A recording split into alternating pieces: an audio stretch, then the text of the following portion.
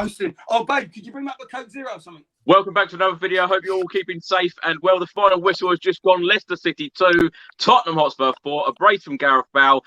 Harry Kane has got the golden boot as well. And Tottenham Hotspur have just qualified for the Europa Conference League. Can you believe it? I've got 5 very special guests with me. I've got actor David Biscoe. I've got good friend Mark. I've got Eleanor from Lily White TV. I've got good friend Josh. And of course, we've got Gary, the managing director of Haribo. Eleanor, let's start with you. Tottenham Hotspur have done it today. How are you feeling? You know what? I can't lie. I know loads of people were like, "Oh, I don't want the Conference League, so let's lose and let Arsenal win." I was sitting there while it was happening. I was like, I can't let. I was like, I can't act like I'm happy. Like I will try to act like I'm happy, but I'm not. So then when we scored, I actually celebrated, and I was like, I think that tells you what I wanted. Yeah. So true. Yeah, 100%. I'm happy we finished above them. Like after the relegation shouts, letting them finish above us, it's just a disgrace if we let that happen. But we don't have to worry. Josh, let's come to you now. Of course, when you saw that table kept coming up on Sky Sports and showing Arsenal were above us, how are you feeling? Oh, I just thought this can't be happening. This is embarrassing, especially after the season they've had. They've had a shocking season. Yeah. And that would have been terrible if we finished above them. But you know what? You know they all celebrate their St Totteringham's Day. We'll shove that where the sun don't shine because we finished above you. We've got the Europa League conference, the new league or whatever. At first, we qualified or whatever with Daniel Levy for the Super League, and now we're in the Banter League, the Conference League. You could put it that way. But yeah, so happy. I mean, those last 15 minutes, I think you've got to highlight. That was like watching old Tottenham. There was an enjoyment to it. Actually, we were playing really attacking, end-to-end football. Gareth Bale, he saved our season. I know it's nothing special, but he has kind of saved our season, hasn't he? Without him, we would have finished below Arsenal. So thank you, Gareth. Thank you so much. And Kane. It was worth him coming in the end anyway, Josh, wasn't it? Gary, let's come to you. How are you feeling? I'm just knackered. I'm drained. I was like what Eleanor was saying, and everyone else was a bit like, do you know what? It's not even a trophy. It's a saucepan. It's a plate. I don't give a monkey's. Let them finish above us. We're doing Chelsea a favour if we draw or win. Blah blah. Talking yourself out of it. Talking yourself out of it. And then, typical Vardy's had a crap season, hardly scored. Obviously, he's going to get 2 goals against Tottenham, benefits or not. It's always going to happen. Everyone scores against Tottenham when they ain't scored in ages. And then, Chris, like I said to you, I didn't even watch the game live. I had Sky Sports News on, everything else. And then the last 10 minutes, Tottenham started playing like the Tottenham of old, the Tottenham that we love, and which was a distant memory. And then, I'm not going to lie, mate. I've already OD'd on sweets. I've changed my top about 3 times. And listen, Gareth Bale is worth the whole £600,000 a week just to finish above Woolwich. I'm over the moon. He's worth every penny. Unbelievable. Unbelievable scenes. Mark, let's come to you. Now, every single time that me and you have either been at a game together, anytime you've been on here, we've always won. And you've done it again. I bring the juice, man. What do you mean? I bring the juice. That's what I do. No, but seriously, though, I thought we was going to lose. I really did thought we was going to lose. I didn't think Tottenham was going to do it at all. But you have to have faith in Tottenham still. We've got to have faith. And in the last, like you said, like Gary said, the last 15 minutes, wow, we showed that we've got fight in our spirit. They want to play for the shirt. You know what I mean? Some of the guys want to play for the shirt. And that's what I like. You know what I mean? I'm so buzzing. Listen, Chris, I know it's a bit of an anticlimax. I know we ain't got, Europa or Champions League and everything else. But listen, that was a good last game of the season. We have to say at least that. That was good. It was. And you don't win that game, Jose, because you just try to keep the score down. And we didn't do that. So just like to add, my agenda's still there. Just sprinkle it around. Don't worry, I'll come on to Jose Mourinho in a minute. Dave, let's come to you. How are you feeling? We did it with Winks, Sanchez, Doherty, without the self-soaked on Bale. How did that even happen?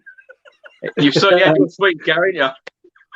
It's bittersweet, isn't it? Because we didn't want the Super League, the Europa League thing, but and it's sad when you think now all we've got left is finishing above the other lot down the road. Yeah. But But you know, I'm so looking happy at every time that's like you said, it was coming up on the screen. I'm looking, I'm thinking, but my heart was sinking, and I'm thinking, I don't want to get up for work in the morning. I don't want to do it. So yeah, I'm happy. And hey, look, you know, let's go into this competition. If we go out, it doesn't matter, does it? If we lose in the first few games and we're out, and if we go for it and we get a bit of silverware, yeah, it's a paper cup, but you know, something just a bag. Yeah. Do you know what, David? The way that I see this Europa Conference League, do you not think it would be a good competition for some of the younger players developing through the squad? It would be a good competition for them, wouldn't it? Definitely. I said that. Yeah. I said that to a friend of mine, that you know, let's get in there and just give the kids that, because it won't matter. It's a competition for them. You can put a couple of the senior players in to steady the chip on the odd game. Yeah, So, a couple of French players in there. I think it's there now, and we're in it. So you know, let's why not enjoy it. Chris, can I just say something? Go on. Lads, can I just ask something? Because I think I've missed something here. Because I've just seen St. Tottering's Day come up from another YouTuber. I won't mention his name because this is your channel, Chris. But Oh, He's gone. he's disappeared. He's gone. Too much energy. What time's it going? It's all those Haribos. Eleanor, let's come to you. Now, when you saw the starting lineup, be honest with me. What do you think? You know, let me go through it. Hugo Lloris in goal, Matt Doherty at right back, Sergio Reguilon at left back, then Davinson Sanchez, Toby Alderweireld in the middle, Pierre-Emile Højbjerg, Harry Winks, Dele Alli, Stephen Bergwijn, Harry Kane, and Heung-min Son. How are you feeling when you saw that starting 11? I'm thinking, what has happened to Tanguy? Like, my first thing was, what happened to Tanguy? I was happy that Lo Celso wasn't featured. I have to be honest, I was happy Lo Celso wasn't featured, but annoyed about Tanguy because I think Tanguy deserves more of the chances that he's been given. I was annoyed about, to be honest, I don't like playing Sanchez. I would rather play Rodon next to Alderweireld. And that is me going off what I know of Sanchez rather than what I know of Rodon. We haven't seen too much for me to judge him yet. Good, but I haven't seen too much to think, yeah, brilliant. But I wasn't too excited about the Sanchez thing.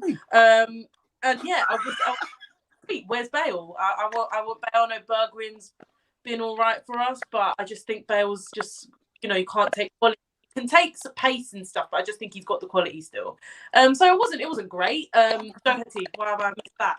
One of my I just want that. I don't want him at the club. Like, I know this sounds bad, right? Number one, he's a gooner. I just, yeah. And number two, he's just not that good. So I was like, where's Uria? Like, obviously, team themselves unfit. I'm not too sure how much that is true, but I guess you don't have to worry. Mason is not. So if there is, hopefully the new manager doesn't have that same issue. But yeah, for me, I wasn't happy, put it that way. But I do like, I wanted Uriah and Tanguy really in that in that lineup, but it worked. So I can't really. And maybe I should have an opinion on lineups. I'm going to say that as well, because whenever I say the lineup's terrible, we always win. So you know what? I'm just going to like whatever happens with the lineup. I'm not even gonna make a comment anymore. I'll try. Yeah. George, let's come to you. Back-to-back starts for Harry Winks. Of course, Harry Winks was called out a lot by Tottenham Hotspur fans, certainly today. But no Giovanni Lo Celso, no Tanguy Ndombele, and no Moussa Sissoko. Were you pleased with that starting 11? Not particularly, but they've got the job done, so you can't really complain at the end of the day. I mean, they've got a win when we were 1-0 down, and we struggled to do that this season. But yeah, I was a bit shocked that Harry Winks got an automatic starting place after that kind of shambolic performance at the Tottenham Stadium when all the fans were in. I mean, he was the one player who kind of didn't turn up at all, so I was very shocked that he started. But yeah, I think we've just got to take this victory on the last day. I know it hasn't been a very good season. We all know that. But let's just try and keep that little one positive. We've beaten a very decent Leicester side who won the FA Cup the other week. I mean, and we did it with style at the end. And just watching that last 15 minutes, I know those players, the perfect Tottenham 11 wasn't on the pitch. There was no Ndombele, there was no Lo Celso. But I'm so glad that they just got the job done, because that's all that matters at the end of the day. yeah, we've got to keep this positive going. I hope, obviously, we saw Harry Kane at the end hugging the players. Let's hope it's not his last game for the club. But yeah, let's just move on. I'm glad this season is done. Honestly, I'm so glad. It hasn't been the best, but yeah, good win today. Mark, Josh mentions there about Harry Kane hugging the players. Is that just normal, or do you see him going in the summer? Yeah, I see him going in the summer. I think that's what we do anyway as a Tottenham team. We sell our best players. I mean, our top players always go. You got like the Bells, that's gone. I mean, the Modrics. I mean, you got the Berbatovs, all our top boys, the Walkers, and they always go. I think, yeah, and if he wants to go, I think he should go. He's served his time for Tottenham. Get big boy money for him and build a team again. Do you know what I mean? Wow. Dave, what were your thoughts on the starting 11? Oh, God, my heart sank. Bergwijn, I didn't really have too much of an issue with. But I always feel if you're not going to play Bale, then why aren't you playing Lucas? So that was I scratched my head with that. Aurier, we all know that he can be a liability, so it's either or him or Doherty really. But the two that scared me the most were Sanchez and Winks again. And we know, you know, when you watch Winks play, his natural reaction is to go back, which means Harry Kane is dropping deep into that almost like creative midfield position where he's picking the ball up and bringing the balls across field. And it was an odd decision for me, and I wondered whether that is. I did read something before with Jose, something about Daniel Levy saying he wanted him to play certain players because of putting them in the shop window, and Mourinho's like, no, I need to save them for the City game. And I just wondered if that's what we've been seeing with Winks and Sanchez, because they're like kind of odd decisions, aren't they? When you've got Rodon that could have played there, I think. But as Josh said, we won with them on, despite them being on there. So full credit to them. And you couldn't pick any of them out and say they had a bad game. You couldn't really say they were absolutely crap. My worry for next year, though, is we will probably, and knowing Daniel Levy, he will get loan signings. They will mainly be defenders or creative midfield or something like that. And then we will go for a season where we struggle to score, but we've got a really good defensive record and end up with more draws than wins. Stop it. We're missing the, call it the Dembele effect, really, because when he went in that January, that was when the team sort of fell apart. You had Eriksen and Dele, their form dropped. Because for me, when I watched that, Dembele was always playing forward, which allowed them to play up. When he went, they were dropping deep, much as Kane does now, to collect the ball. He even made Winks look good because, let's face it, the odd occasions Winks got forward. When he turned around and passed back, it was Dembele that would pick the ball up and then surge forward. And we don't have that now. We've got no one. Hopefully, Tanguy can do that job. But he needs to be given runs and he needs to be given the games. And who knows why he's not being chosen? It was a mystery to me. But again, as Josh said, we won despite those being on the pitch, those that we don't rate. So yeah, job done. Eleanor, let's come to you. What do you think about the Harry Kane situation? Do you think he's going to be a Spurs player next year? Because Andy writes on screen now, we shouldn't sell Harry Kane to an English club. If you want to leave, that's fine, but it should be abroad. The most likely destination would probably be one of the Manchester clubs if he did leave, wouldn't it? Yeah, the thing is, what I think is, I don't think United are going to pay the amount we're asking for. So I'm kind of moving away from United. Just in my head, I think I'm also hoping for that. So there's also me just making myself believe that. But yeah, I don't think United are going to put that money down. I know they do spend money, but I just don't see it going on, Kane with his injury issues and the amount we're asking for. I just don't think so. City want Haaland, which is going to cost them less than buying, a 28-year-old Harry Kane. I do see City going for him. Not that they don't have the money, we all know they do. But if they're going to go get Haaland, I don't see them getting City. He just might be priced out this season. Now, as much as I'm sitting here thinking, okay, that's a good thing, he's priced out, we don't have to worry about, him being, we don't have to worry about him being here or not. So for me, it's like, yeah, it might be priced out, but then again, if you don't want to be here, I don't want to play, I don't want to be here. We saw it with Modric when we refused to sell him. We've seen it with many players in the years. I mean, this is just very reminiscent to the Modric. I don't think we'll refuse to play like Modric, but I just mean in general, we kept him when he wanted to go. And I think I don't want that sort of situation for Harry Kane. If he doesn't want to be here, I don't want to play that don't want to be here. But I'm very happy calling out the board. I'm gonna say that. Kane, you calling out the board, brilliant. What I don't like is he have no leaders on the pitch. He can himself. Højbjerg, you'd say Højbjerg was a leader because you see him shouting a lot, don't you? Oh, well, yeah, but I mean, in general, he makes out that there's nothing. There's nothing in this squad. You've had chances, and what I don't like is when players come out and say, "I have to leave to win trophies." Don't make out you didn't have countless semi-finals. Yeah. Turn up in. Have countless finals where you didn't turn up in. It's not the same time when Bale was here and Bale went to Real Madrid. We weren't this club. We were nowhere near. Whereas now, when these players are leaving now, like Eriksen, did you play in the Champions League final? Yes, you did. Did you play in countless FA Cup semi-finals? Yes, you did. Just not making out you haven't had the chance, because we have had the chance at Spurs. You haven't turned up for us. So that's where I disagree with Kane on that. But I agree when he said we didn't add when we should have. Basically said we should have backpot.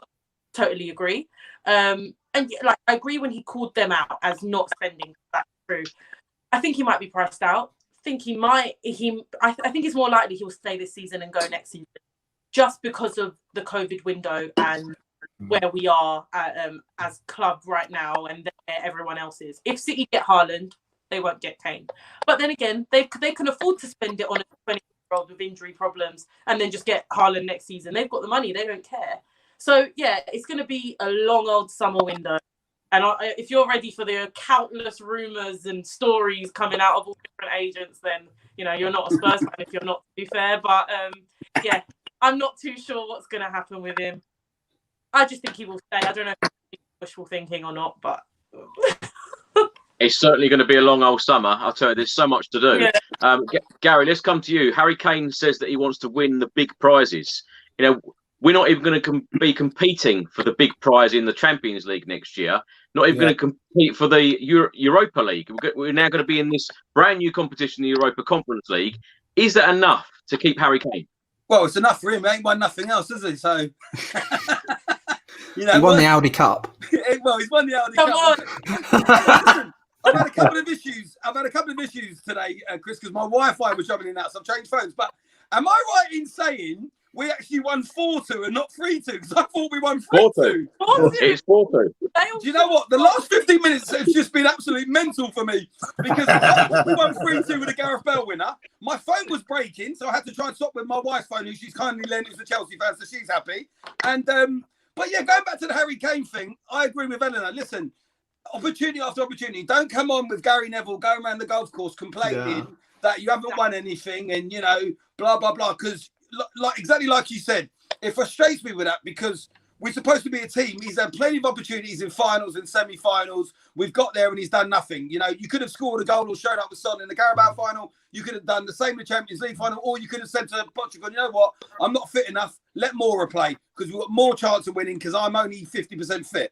So, you know what? The way I am with Harry Kane, no player's bigger than the club. If he decides he wants to go this season, which first off, it isn't his decision, it's Daniel Levy. So why he's going on there saying, I'm going to have a chat with Daniel Levy, it's not your decision, mate. You're in a contract to 2024.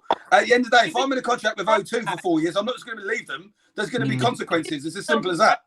He shouldn't be given a price tag. That annoyed me as well. Like, exactly. Yeah, that did me. But he could because be. He just gets the barrier, doesn't it? He could be doing that interview and stuff to maybe give, Levy a kick up his arse. And he may stay one more year, and he may come out and made it very public in order for Levy to get a decent manager in. I mean, I'm sure we'll talk about that afterwards. Please don't let it be Nuno, though. And then, Kane might stay one more year. I wouldn't be surprised if he was still here next season. We all know if he leaves, he's going Man City. But it's going to Man City and winning the league or winning the Carabao Cup. Isn't that like an easy option and a little bit of a cop-out?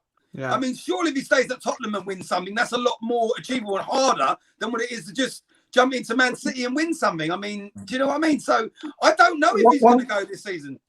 One thing I picked up on that thing with Gary Neville was when he said obviously if he wants to sell me, he was accentuated as if to say, well, it's down to Daniel Levy. If he wants to sell me for 100 million, then he'll sell me for 100 million. It wasn't as if, you know, we're getting all these rumours and these, you know, the media are making out that it's almost like he's putting a transfer request and he doesn't want to play for us anymore.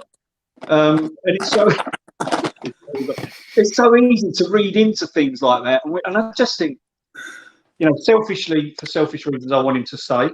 Yeah. But for him, I mean, how can you have, you know, arguably the best striker in the world, finish his career with no trophies? But again, he also said he feels he's got another 8 years and he's got another career. So why not give us another year? Why not see where the new manager takes us? And you say, like, we're not challenging. We're starting with a clean slate again next season, so we're challenging for the Premier League. You're totally right, but where does it end? If he doesn't, you know, win the Euros or the World Cup for England, does he not play for England in 3 years then? Yeah, exactly. I totally agree. Mark, let's come to you. Brad writes on the screen now, am I mad for jumping around the room like a lunatic when the fourth goal went in?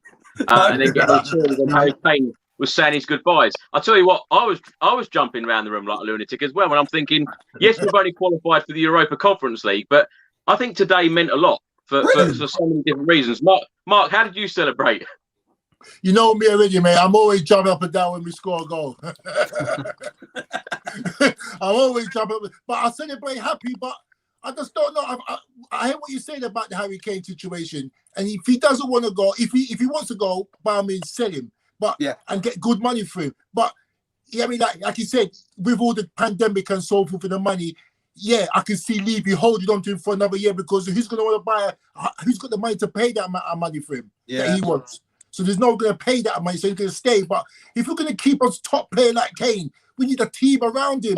Yeah, do you know what I mean? We need players that actually play for the team and commit and put their foot in and play, man. Come on, because we've got a team. We have got a team. We've got good players. But can he take over from Mason? Get him in there. I don't think to go. Do you know what, Mark? It's frustrating because, like Josh said earlier, Leicester City, a very, very good side, won the FA Cup, a week or two ago. We turned it around today. This was like the Tottenham of old in that last 10, 15 minutes of going for it and getting the goals when we needed it. We done that in the past a lot, didn't we? Yeah. Yeah. Dave, let's come to you. When I look at the not under a certain man. Anyway, sorry. Dave, when I look at the Premier League table, Tottenham, of course, have finished in 7th place, played 38, won 18, drawn 8, lost 12, have a goal difference of plus 23. We have 62 points, right?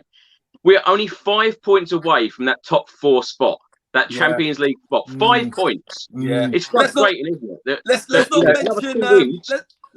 not mention the West Ham or the Newcastle game, then, shall we? Oh. But honestly, David, when you look back at this season, there are so many games, aren't there? You just think another 5 points, we could be in that Champions League spot. Yeah, definitely. But let's be honest.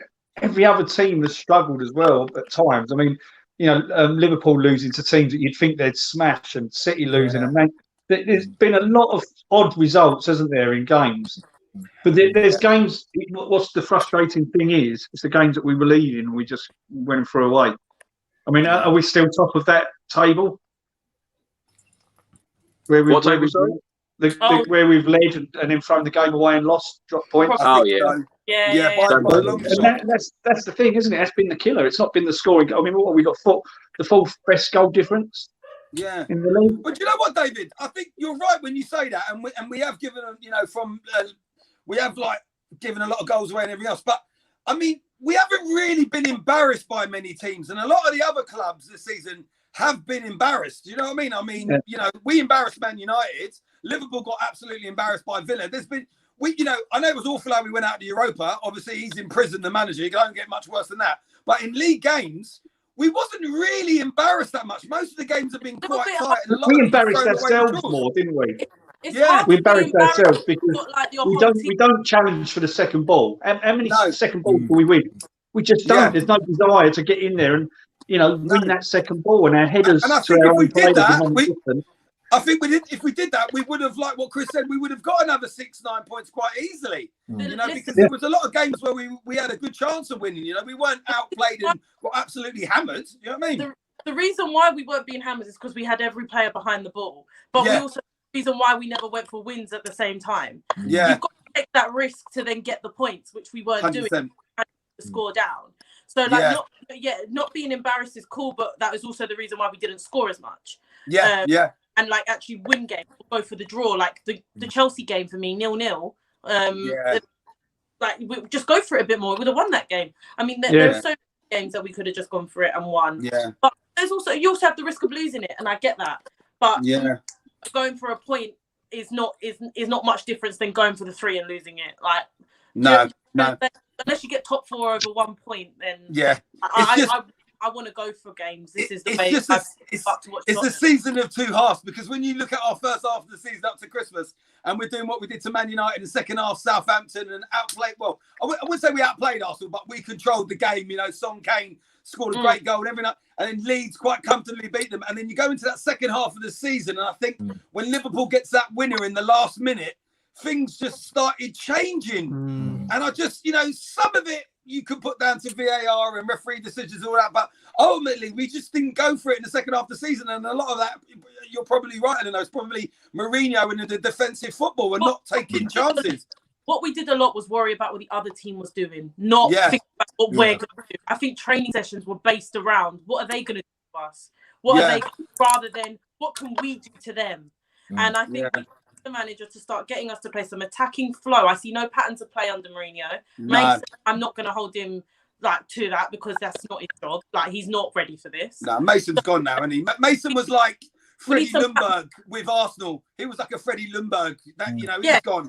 So we just need some patterns of play. I think we didn't have any attacking patterns of play. I just think every training session must have been based around what are they going to do, rather than what are we. And that's a Mourinho style. That's a Mourinho trait. Yeah. He's a defensive manager, you know that already. Yeah, I mean, our attacking outlets are too good for that, though. Our attacking outlets were too good to play that. In my opinion, anyway. I think I think it was when we were 3 up against West Ham in the second half, we threw away that, and it was 3-3. I think that was the change. I mean, the attacking football was just kind of like completely stopped. Because we didn't worry about our passing ability, because we seem to have this thing where it's either overhit and goes completely past the player, or hits them and bounces off, or it's underhit or behind the player, or completely just passed and given away, even when they're not under pressure. And when everybody was going on about Jose Mourinho, I'm like, these are basic things. Pass and move. It's static. You're standing facing your own goal. You get the ball and you give it back to who gave it to you. And Winks, and I hate to keep pointing Winks out, but he's primed for this. He'll give it back, and then he will point over to his left or his right to pass to someone that he could have done himself, instead of having all these extra touches. I don't know. Is that coached? Is that on the coach? Is that just them not having a clue on no game plan? Yeah. Can I ask someone an important question, because I don't know the answer to it? Who got the 4th goal? Bale. So who got we'll the come on to all that, Gary. Bale. Gary, we'll come on to all that in a second. Yeah. And then Michael did an own goal, didn't he? Yeah, we'll come on to all of that. Josh, I want to come to you. John Rose right from the screen now. Lads and lady, please stop talking as though our season was anything other than unacceptable. The table doesn't lie. It has been a frustrating season. Definitely. I said on a show the other day, how we were expected to finish in the top 4. Then it went to, perhaps we'll get a Europa League spot. And then it's come down to this last day of the season of qualifying for the Europa Conference League. It has been a very, very up and down season. I know we've spoke many times, Josh, that, it is a big summer ahead, as Eleanor, alluded to earlier.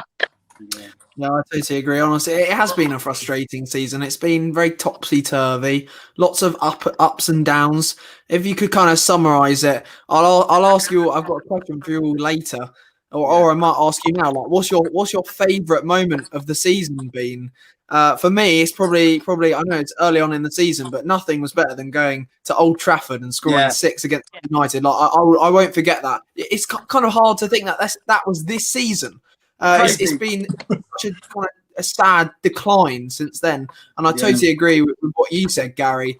Ever since that West Ham game in the second half where he threw it away, and that game at Anfield where I think it was Firmino scored in the last second. And Mourinho played Sissoko at right wing, and that was just like the most insane decision. And I think since then that just kind of our season went to pot.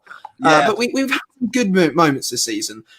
We got a great, as you said earlier, I think Gary as well. That we got a great win against Arsenal. What a goal from Son, and obviously some of the fans were lucky to go into that game, even though it was in December.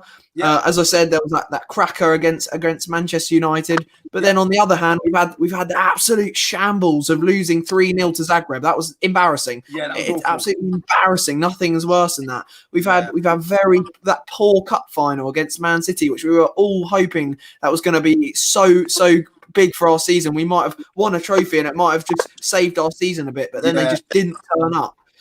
So it has been a tough season, and I think especially coming to the end of the season where we just got our hopes were just kind of ripped from us when we lost to Leeds and then we lost to Aston Villa, and that was goodbye to decent European football.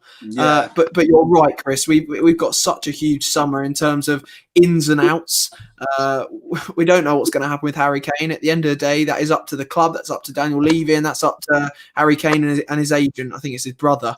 But we need a lot. We need a lot this summer. We need defensive reinforcements. We need midfield reinforcements. We need a new right back. We need a new DM to help Højbjerg. We need a manager if Kane goes. Yeah, we need a new manager as well. We need a whole new DNA, man. A new DNA team. It's huge. Chris, we need to put the prices of the sweets down as well, remember? Mark, let me come to you. I want to carry on from quick one to the last question. Sorry, Dave. So the person I don't think it's that we're celebrating that we've had a good season. I don't think it's that at all. It's just the relief that A, we finished on a high. B, the way in which we done it, and C, we're all sweating. Our season just banked on finishing above Arsenal, and heaven forbid they'd finished above us again. This season, it would have just made it even worse for us. So, in response to that last question or statement, I think we're just relieved more than anything. I think you're 100% right, and I think his statement is right as well. But for me, a win is a win. It's a bonus we finished above Arsenal, but whether we're beating Ajax in the semi-final of Champions League or we're beating Stoke away on like a Monday night, a win is a win. That's the main thing. If you see a bit of good football and you win that game, why wouldn't you be happy and celebrate it? Exactly. And we should be. And listen, there's been enough doom and gloom on your channel this season, Chris. I think we're entitled to be a little bit happy tonight. Do you know what I mean? Absolutely. Well, Josh gave a great question there. What's been your favourite part of this season? Yeah. If I can go around each one of you, give me your favourite part of the season and give me the worst part of the season where you just felt so low. Gary, let's start with you. Okay, well, Josh took the United one, so I won't say that. So it would be probably a toss between beating Arsenal or beating Man City, because both of those games I really, really thoroughly enjoyed. And the worst part of the season for me was losing the Carabao Cup final, because I genuinely thought, as bad as we'd been in the league and stuff, I thought our name was on that trophy, and I thought for a number of reasons, for Man City, it was a small cup. They win it every season.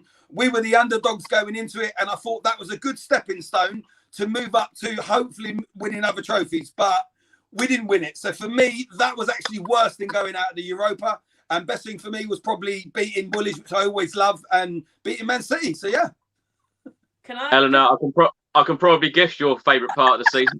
That's what I was going to say. Does it have to be a game? My favourite part of the season was when Jose Mourinho got sacked. I actually celebrated. I cannot lie to you. I forgot you're a big Jose hater, Eleanor, aren't you? Yeah. Oh, I'm number one. I lead the club of the Jose out. So Jose Mourinho getting sacked was definitely a highlight. Should have happened after Zagreb. That, to me, that the lowest point is losing to Zagreb and him still being our manager. That's my lowest point. That's a good point. What about if that point? That is a sackable offence in itself. Yeah. Right? So yeah, and I think we would have had more of a chance in the League Cup final had we have got rid of him before Sooner. and actually had a bit more of a, you know, understanding within the team, because he was his second game in charge. So, but yeah, to me, everyone's saying, oh well, would you have rather him in charge for that game?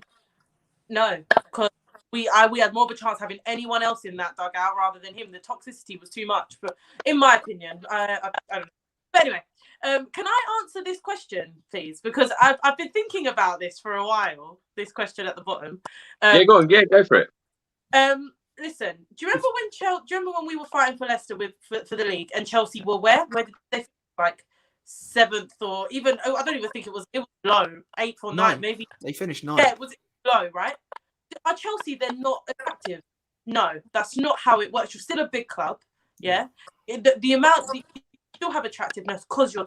Like I was saying, Leicester, yeah. Leicester finish now. Let's say next season they finish 8th. That they're not going to have the same attractiveness as Tottenham finished 8th, because you know you're not going to be there for how many seasons. You're going to be there. It's not going to be your every season finish. We're going to try and outpush. So to me, if you're going to say that, I put us in the same bracket as the Chelseas. To me, it didn't stop Chelsea still being an attractive club. It didn't stop Liverpool still being an attractive club. We can attract. We can pay the money. We get a good manager in, and we tell them we want to get back up there. So for me, no, it doesn't have an effect personally, because it didn't have other teams when they were finishing out. We should be able to compete with those other teams. We have the money to. So put a proper contract down, put a proper plan in, get some signings in, and give the manager some free reign. And all the more reason why we can be attractive. Yeah. Thanks for your question, Simon. Mark, let's come to you. Favourite part of the season and worst part? Favourite part, I would say, seeing us at the top of the league. Yeah, true. That was the didn't think of that. That was the best thing to see. To see us at the top of the league, I was like, yes. I screenshotted it a few times.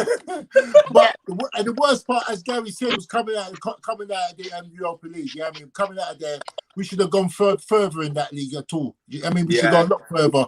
We had the chance to maybe win something. And also, I wanted to say as well, what you said earlier on, Chris, about being in this new conference, Europa League. I think playing the kids in that is a fantastic thing to do. Yeah. And then use the first team to focus on the league, because you know what? You got a whole week now to train and play for a game. You know, you got longer to prepare for games, and therefore you can have better chance to get your focus across to what we do in the first team 11. You know what I mean? And then we can play and go for the league. Let the kids play the little Europa thing, see how they do, and test them out. That's a good point. Yeah. Mark, you're actually really right there as well, because obviously we've got Ollie Skip coming back. I know he got injured at the end of the season. That's a huge opportunity. Lots of games for him to play. And Ryan Sessegnon coming back. Give him the opportunity. Play all those European games. You give them young kids a chance to play Europe football, and then they get confidence. You know what I mean? Kirkin, I don't know how to pronounce his name, but I think he's got great potential. Play him in that. See how he goes. Play Scarlett in that. See how they go. Just give him. It's basically no European football is what I'm going to call it for our first team. Pretty much no European football. Like you say, you've got. I second that. So at the end of the day, I'm just taking it as it's an extra thing. Let the kids play. If we come out, we come out. It doesn't really bother me. And we focus all on the league. And to me, that's not a bad thing, considering this season has been so shocking. Dave, what about you? Favourite and worst part of the season? The favourite is always good to beat Arsenal or City. So they're up there for me. The worst was the decision to sack Mourinho before the cup final, so close to the cup final. I mean, agreed with Eleanor. Really, he why not sack him after the Zagreb game and give a new guy more chance? But to do it 6 days before a cup final, that just made my heart sing, because that showed me the direction that this club was going to go. So yeah. How about you? What was yours? Yeah. I agree with Josh. The Manchester United game, I felt on top of the world when we beat Manchester United. Not only did we beat them, we absolutely tore them apart. And I felt that we were going to really do things. And when I was at the Tottenham Stadium after we beat Arsenal 2-0, it was great to be back in there. Obviously, we hadn't been in there for months. And when we won that game, I don't know, I started to believe that Jose Mourinho and the team we're going to do something this season and get us a trophy. I really, really did. The worst part of the season for me was definitely that week of losing at Arsenal and losing, coming out of the Europa League against Zagreb. And I agree to a point with Eleanor about if you're going to sack Jose Mourinho, I thought that on that, the very next day after losing to Zagreb, I thought that Jose Mourinho was going to go. I was very surprised that he kept his job after that. But I'm like you, Dave. I think just to sack a manager 6 days before a League Cup final, where Jose, you can say what you like about him, he's won everything in the land. He's gone to every single club and won a trophy. And I still sit here and believe that we'd have had more of a percentage chance with Jose Mourinho as our manager in that League Cup final than with Ryan Mason. It would have been completely different.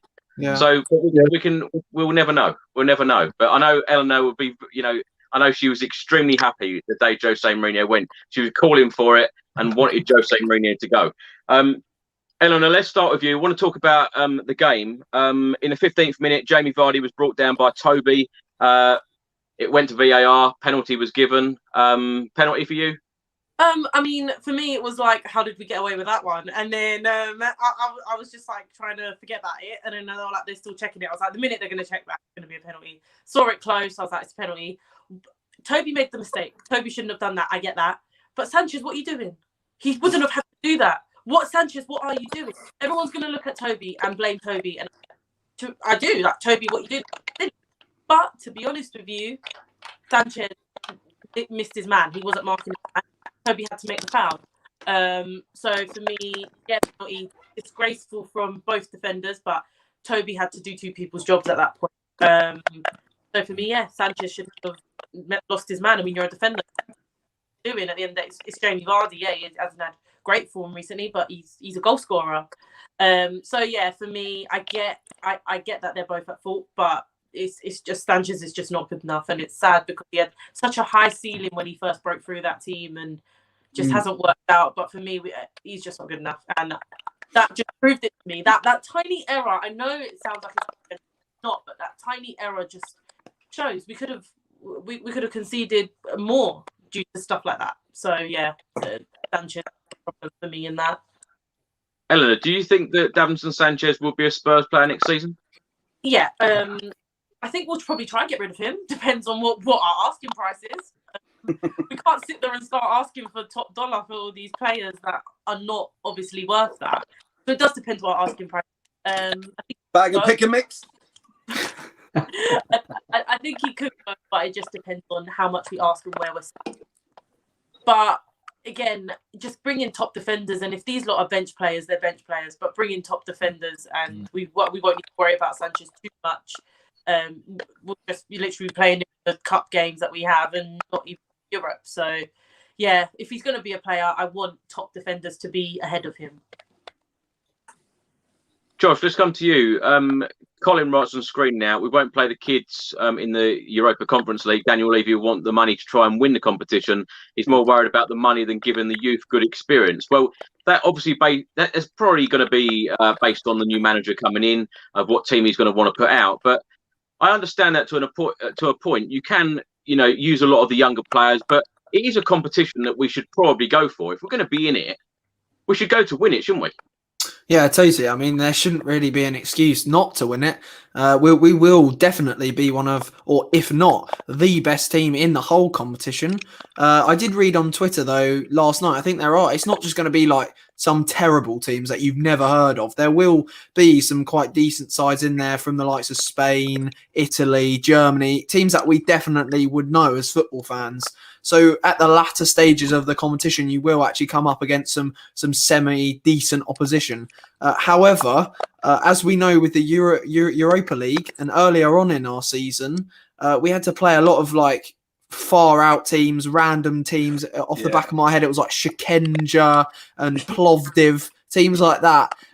We didn't get away with playing young players. We had to bring on Harry Kane because the thing is, when you come up against these small teams, is when they play Tottenham, this is their biggest game of the season. So they play up, and they always seem to nick a goal, and it gets really edgy. And I remember a lot in those Europa League kind of qualifying games, we always had to like get a last minute goal or something. It was really stressful. it will probably be like that again, because if we do come up in the kind of first stages of this Conference League, we're going to come up against some small teams, and they're going to want to play up. They're going to want to beat Tottenham and get their names in the paper and put their name down in history, a bit like Zagreb.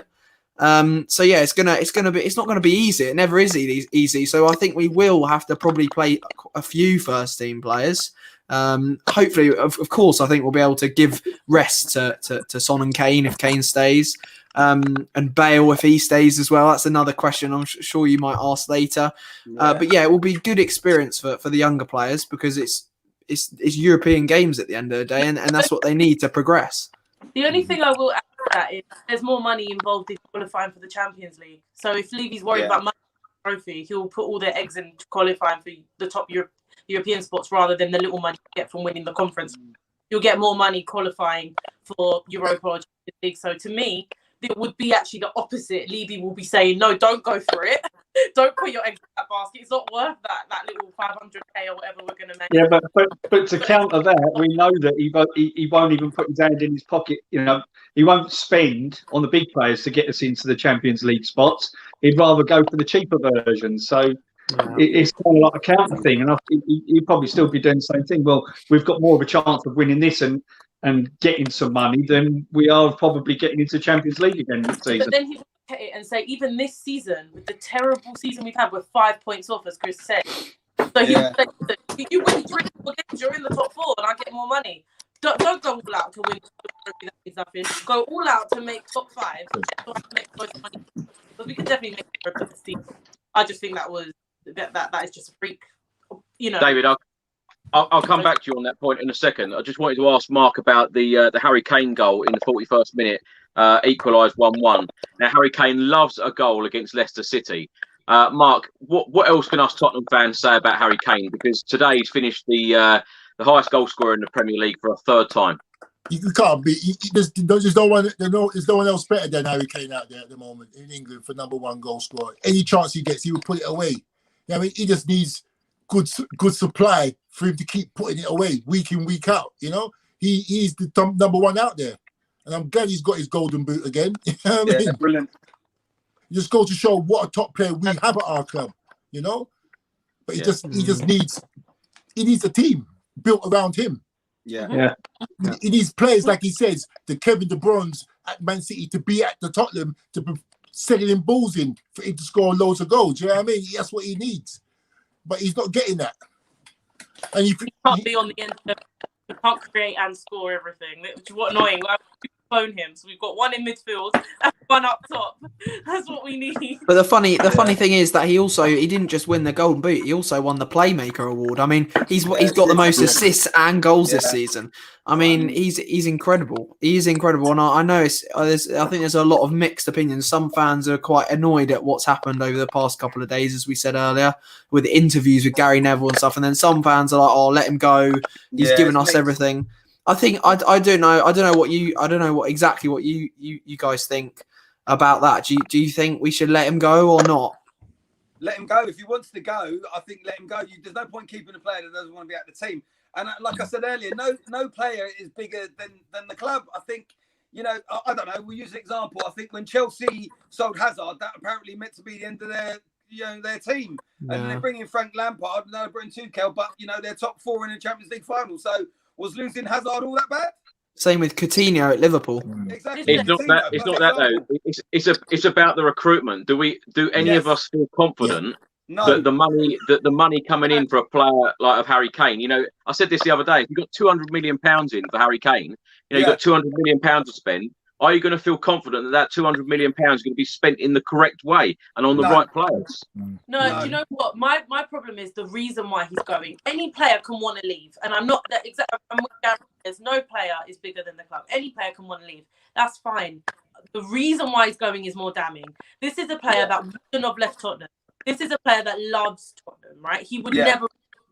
We're not talking about the Keanes of the world and the Berbatovs, and you know, it's not that sort of situation. Yeah, he loves Tottenham. He's leaving because he's genuinely saying this board is never gonna achieve what I need to achieve in my career. That's more damning than a player just wanting to leave because you want to go to another club.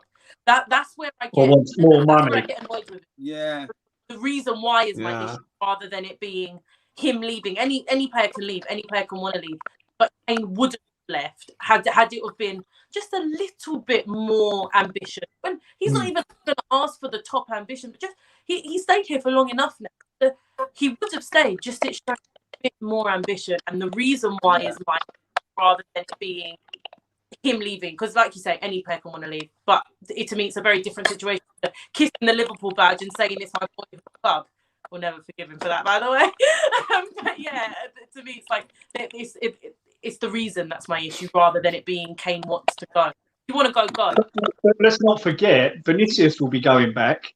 So Yeah. if Kane goes, we're back to that one thing where we're just going to end up buying one striker. Yeah. Whoever that may be, whether it be a Danny Ings or someone like that, we're just going to have that one player. It wouldn't be so bad for us as Spurs fans if say Vinicius was really good and he was staying and we bought him, then you'd buy another striker as a backup. But we've not even got a backup for a striker that comes in. Yeah. I'll tell you what I saw David? on the on Sky the other day, and it sort of made me kind of sit up and think, blimey, I can kind of see Harry Kane's point.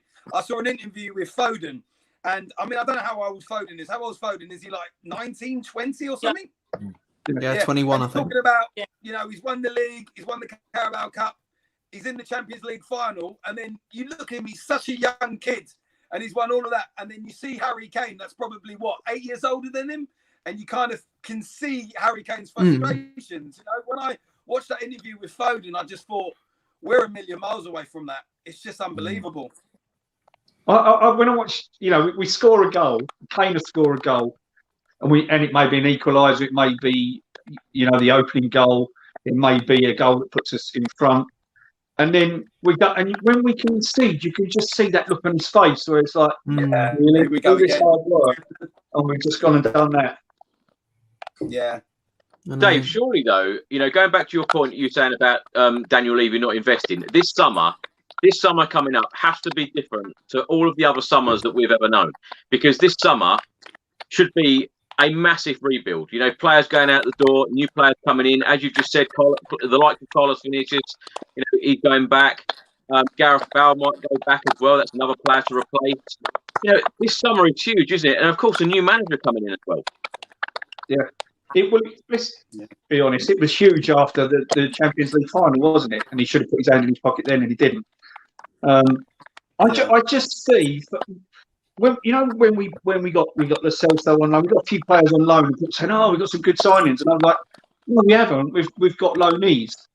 And then the following season, when he signs them and signs a contract, he says, "Oh, well, I've made a signing." He doesn't add to what he's already bought in on a loan. That's right. And I think he'll do the same. I think he'll go exactly the same way this summer. Will be mainly loan players. Pardon? The picture. Did you see what Josh just put up? Put it up again. I'll show you The golden that. It's boot. Harry Kane with his trophies. Oh, look, it's a Tottenham player with trophies. Individual trophies. Where's the pick and mix? Has he got some? Pick and mix, I think we'll just go the same way, Daniel Levy. He'll just go and do his loan. We'll get one or two permanent signings from sales, and then it will just be loan sign. And his excuse is going to be COVID, and we know we've not had them because he's used that all along. Yeah. I've just got no faith in the man at all. And again, I think I said to you on your last show, I'm not going to take anything away from his business acumen. It speaks for itself. But he needs to remove himself from that self-appointed director of football, and whoever he gets in, get them their number one choices.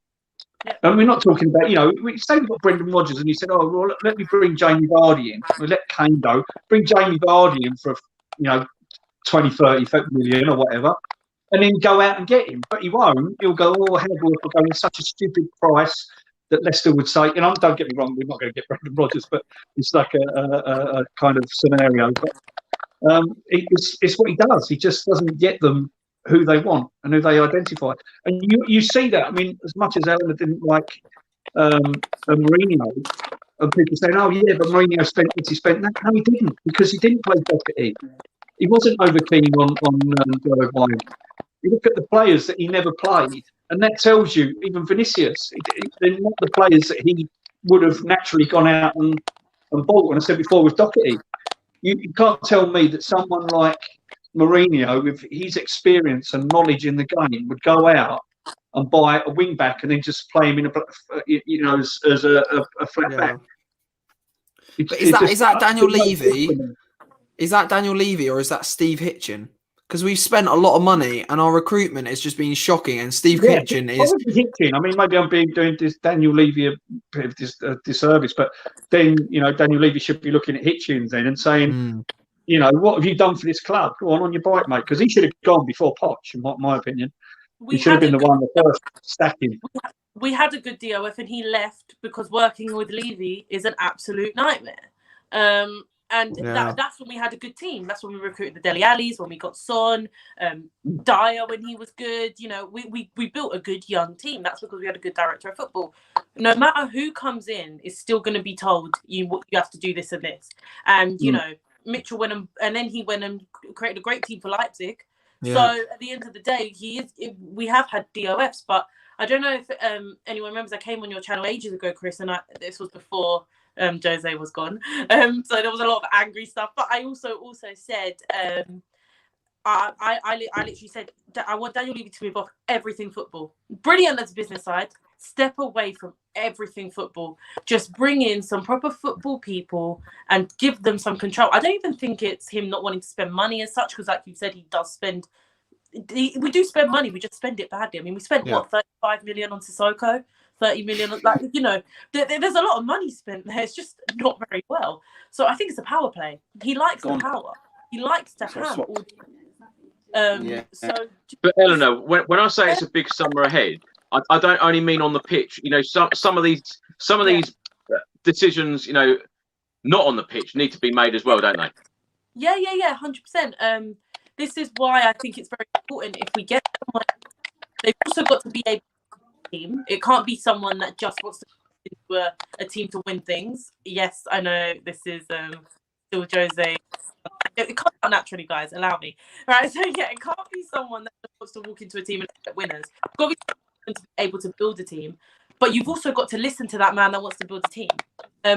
Now, Leicester have great recruitment. I don't think it's all Brendan Rodgers. He does get advised this is who would be good for you, and all of this, but. You need to get someone in that knows how to communicate about what they want, who they want.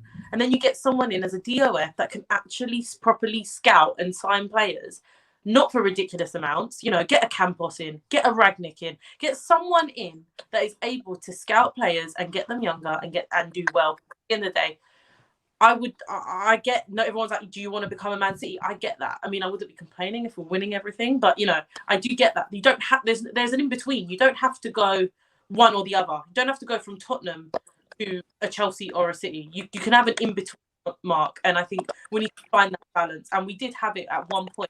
That we had Paul, and I think it's very, very much swept under the carpet. A good job that guy did for us.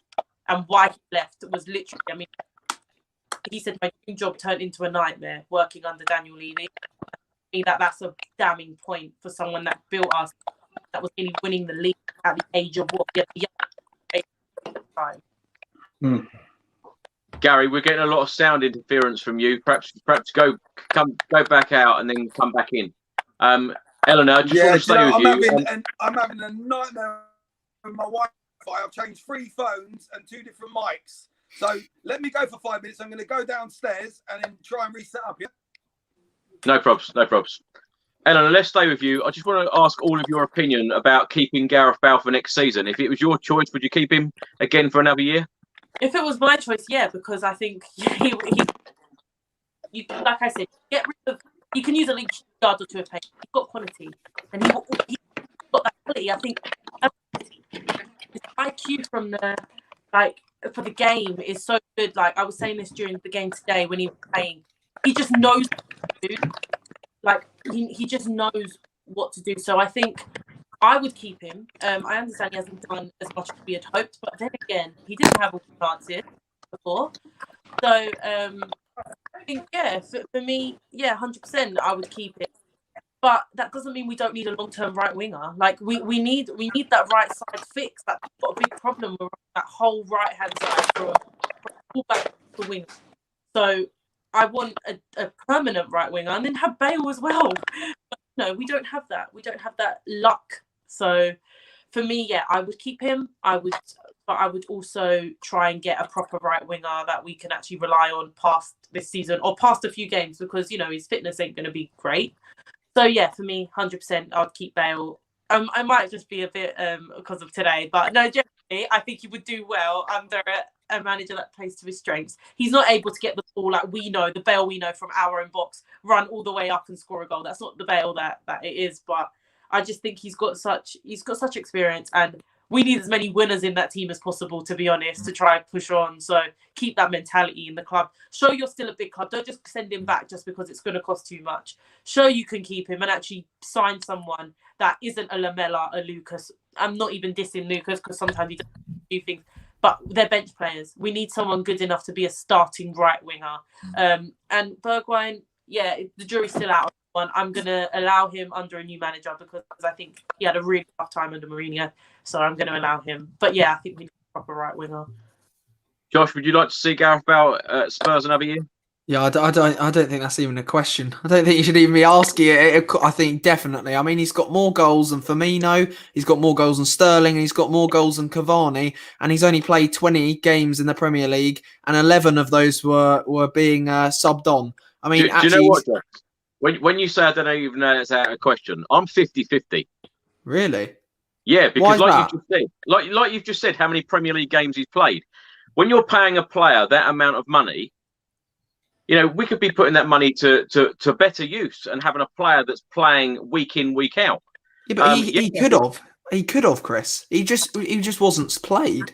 Jose didn't play him for so long. He's got, like we just said, he's got 11 goals alone in the Premier League and way more in Europe and other competitions. He's probably scored like 20 goals now this season, and he's hardly played any games. And that's because of the manager. I know I do agree with you. I know what you're trying to say. At the beginning of the season, he wasn't fit, and we all were a bit frustrated that he came to our club and he wasn't very fit at all, and that was a bit embarrassing. But then he got fit, and he started actually getting these goals and assists, and he's done very well. I think there was a poll at the beginning of the season, and I predicted it was like some options. It was like, how many goals do you think Gareth Bale's gonna get this year? And there were some options, and I put 15 goals. So he's totally surpassed that. I think he's had. I think if you have a fit Gareth Bale for a whole season, let's say if we do keep him next year, he could easily score 20 goals in the Premier League. I think he could easily do that if he's got 11. And he's only started like hardly any games in the Premier League and been subbed on 11 times and only played 20 games. I think he could easily get us way more goals. But then I do agree with you, Eleanor, that we do also need a younger right wing, because I don't think Bergwijn is quite the player that we're going to need. I think we need to send him on loan and get some experience and bring in maybe another player who can help us out. Mark, what are your thoughts on Gareth Bale? Would you like to see him at Spurs again next year? Yeah. I think we should keep him. He's a top-class player. He's got brain knowledge, football knowledge. He knows what to do with the ball. He comes on and he plays football. He's been in three Champions League finals. The man's smart.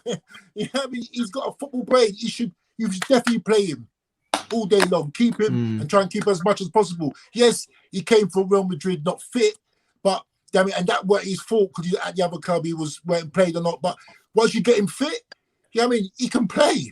He's a top player. Well, Mark, until the start of this season, he had never played in the Europa League, and now he has never played in the Europa Conference League. So it might be a first time again. Dave, would you keep him? Yeah, I'll keep him, man. You gotta keep Bale, man.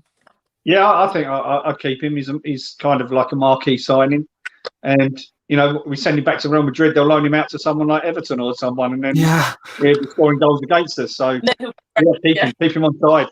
I agree with Josh. Let Bergwijn go out on loan, because I don't think there's a bad player in there. I think I used to say with Lucas, he runs around like a dog with a balloon. The ball, they do a lot of work and they chase the ball down. They'll win the ball, but then they'll make the wrong decision at the wrong time and lose the ball. So yeah, I think let him go on loan, get some games under his belt, and then bring him back next season or season after next, and see what he does, and bring a permanent winger in. I think, but keep Bale. Gary, I would. Keep Bale. Gary, just very quickly, would you keep Gareth Bale at Spurs next year? I'd keep Gareth Bale, but I'd change all the other players, like my Wi-Fi tonight, because it's stressing me out. I would. Hang on, wait there one moment. I'll tell you why. I'll keep Gareth Bale. Hang on. He's gone to get some more pick and mix. Yeah, he's on the right sugar rush. I'll keep Gareth Bale. I've got my signed photo and everything. Brilliant. Listen, look, I'm a big Gareth Bale fan. Look, he's not the Gareth Bale from before and everything else, but there's enough class there and quality for him to keep him. And I would 100%, if we can get him for another year, obviously negotiations with his wages and stuff, he'll have to come down, as we know. But I think keep him for another year, 100%. Right manager come in, we could get more out of him. So, yeah, but I'm definitely... You might even attract better players that want to come, playing with Gareth Bale. And if we keep Harry Kane, I mean, imagine 100%. That. They're saying, come there, you're going to be playing with Harry Kane and Gareth Bale. I think if we could keep over Kane, Son and Bale, and we bring in a half-decent manager, I think it could be really positive for us next season. So, I mean, Kane and Son is like, I don't know, Ant and Dec. You can't have one and not the other. So I'm just praying that they both stay. Don't get me wrong. I think Gareth Bale is a fantastic player, and I think that his stats, speak for themselves this season at Spurs. But it just worries me. Are we getting enough out of him during the course of the season? That's all I'm saying. That's why I'm 50-50 of whether I'd keep him or not. Eleanor, let's come back to you. We're talking about leadership. Now, in the 51st minute, Davinson Sanchez brought down Jamie Vardy. Penalty, their second penalty of the game, 2-1. I don't want to single players out, particularly Davinson Sanchez, but the amount of defensive errors from our team this season has really cost us, hasn't it? I mean, to think that we gave them a 2-goal lead due to 2 penalties, like they didn't need any gifts. They were probably going to get that anyway. We didn't need to give it to them. But my issue with that is, he did bring him down, but it was a bit soft. I'm really on the fence with that penalty. I saw the Arsenal game and there was a penalty that wasn't given. Pretty much that's the same or even worse than what he had done. So there's still area was if that is a penalty or not. Just don't be doing that in the box. Don't do that. Just don't put your arms out in the box like that because they're going to go down. I think Vardy had his arm, didn't he? Because when you watch it in slow motion, it's like he pulls his arm out. Yeah. But he got turned. He played for the penalty, wasn't he? He got himself in the wrong position, got himself turned inside out, which really left him in that situation. Yeah. But for me, I looked at it and I thought, well, he didn't bring him down. Vardy's holding on to his arm. This is the thing. To me, it wasn't a penalty. And, humming and ahhing about it. It got given, and he scores it. But to think that there's no leadership, okay, we were 2-0 down to a team that had just won the FA Cup. Beat Chelsea to the FA Cup. They're in the Champions League final. There has to be leadership in this team for them to step up and actually go win 4-2 in the end. When they needed a win, you can't say they weren't trying. They needed that win more than So there is leaders in this team, and they just need a bit of confidence, and just take charge in the big games. Like take charge in the finals. Take charge in. For me, Villa, just take charge in that game. But we do have leaders. It's just not shown as much as it should be. But today should be an indicator of, listen, we just beat this team that we shouldn't have beaten realistically. And we took charge 2-0 down, not 1-0 down, 2-0 down. Crazy. 2-1, sorry, 2-1, and 2-1, and we took lead and we did that. So. Hopefully it's a confidence boost for the rest of the players, regardless if Kane's not going to be here or not. We do have that grit, and we showed grit in this game, and we showed that we can put it out the bag. And I think, we don't have as many leads, but I don't think you can buy a leader. I don't think you can just buy, not everyone's going to find their Van Dijks in the back line and just buy a leader and be that leader of the back line. Sometimes they have to be made within the club, and I think we do have some of that, but I think we just need better players rather than leaders. Leaders we have big we know we have voices in the dressing room. I mean, Højbjerg's a voice in himself. Doesn't mean that he's quality. We just need better players rather than leaders. Everyone wants the Van Dijk dream. That's not going to happen every time you buy a You're not going to buy a leader. Sometimes for Tottenham, you just need someone that knows the way the club is, and you know Kane can be that leader if he stays. You just need someone with Tottenham and just be a voice and actually someone you can go to. Hugo Lloris being captain, yes, I know everyone listens to him in the dressing room where everyone says when he's speaking, but being in goal, you can't lead the team from there. You need the player. He's not vocal enough either for me. No, I've said this a million times. The goalkeeper should never be captain. No. It's got to be an outfield player, like a midfielder or something. You know, I'll give it to Højbjerg, me. Yeah, 100%. 100% Højbjerg should be captain next season, definitely. There's a big saying that I've always said. You know, you control the midfield, you control the game, and we have a hole in our midfield. I know our defense ain't great, and everyone will say we need defenders. For me, midfield's just as important because if you have better midfielders, it's not going to go to your defenders as much. Had the Dembele and that midfield. We had Wanyama and he was brilliant before his injury. Like all these sort of players is what we need. Leaders, cool, they can come. They can be there in the Sons, in the Kanes. Kane. Players like that. But just better players and a midfield is so important for me. So yes, we don't have leaders as much, but today was a big eye opener for me. You did a lot today, and I know it's last game of the season, but they needed a win. So I know they were trying. So we can't say we didn't beat a team that didn't care, didn't mean anything. Like you beat City and they'd already won the league.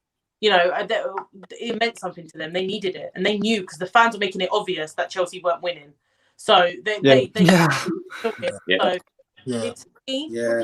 leaders were there. They're there. Just now, get better players around them, and actually be a force. Yeah, Josh, let's come to you. The amount of times we've said this season about Tottenham losing, and you're thinking, where are the goals going to come from? Particularly how we've played all year. 2-1 down, of course, come back to win 4-2.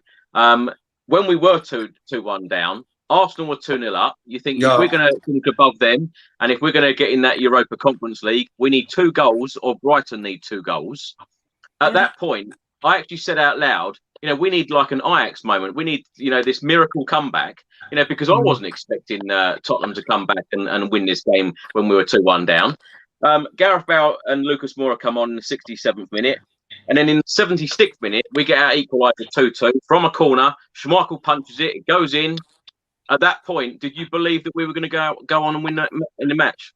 Yeah, I was sitting next to Dad and I thought, I was at that point when we were 2-1 down. I thought, oh no, I don't know what to think about this. Like, I know we're finishing it at the moment. We're finishing below Arsenal, and I thought, oh, that's terrible. But then on the other hand, I was like, I don't really want a Conference League because that's a bit of a banter. We'd all banter Arsenal if they got it. So we're gonna get it now. Do that. Yeah, I'm sure we all were. But then when we got that equaliser, when Schmeichel made a bit of a mistake, and obviously there was the thing with Sanchez, and then it ended up being an own goal. I thought, oh my God, they're actually going to do it, aren't they? I thought, we're actually going to win, because then we suddenly, the game just flipped on its head, and we were going all out attack, like we said earlier on the stream. We looked like the Tottenham of old. We were pushing forward in numbers. We were pressing the ball, winning the ball back. We weren't just lobbing the ball, long balls going forward. We were actually creating, Yeah, exactly. We're creating some forward movements, some lovely balls to especially when Gareth Bale came on. I thought he really increased the quality going forward. I think we could have got a couple more, to be honest. There were a couple of opportunities where Harry Winks picked up the ball, took too many touches, and he could have released Bale, and he could have got away and got some more. Yeah. But yeah, as soon as he could have released Son and had a shot, didn't he? And he bloomed. Exactly. Yeah. It could have been more. But it was almost like a reverse Tottenham of what's happened this season. If we were 2-1 up against Leicester, we'd probably bottle it, but Leicester bottled it. Yeah. And it was really important. Last game of the season, 5-4.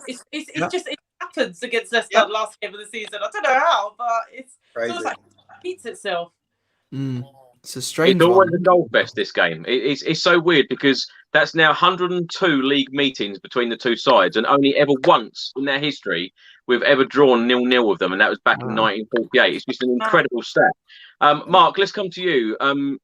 We've criticised, all Tottenham fans have been criticising the team, all season for these up and down performances and inconsistencies and mistakes, etc. But we have to give Spurs credit today, for coming back, winning the game, and I suppose it leaves us with a bit of positivity that there is something there. We do have players that can, work their magic and win these types of games, because Leicester are no mug. They're a very, very good side. Yeah.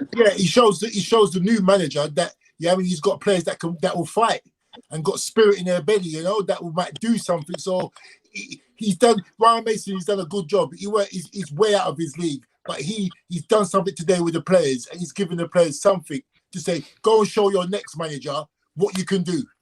Show them that you can play football. This is what we can do. And it's good to see that. It's good to see that, that we actually can fight when we want to fight.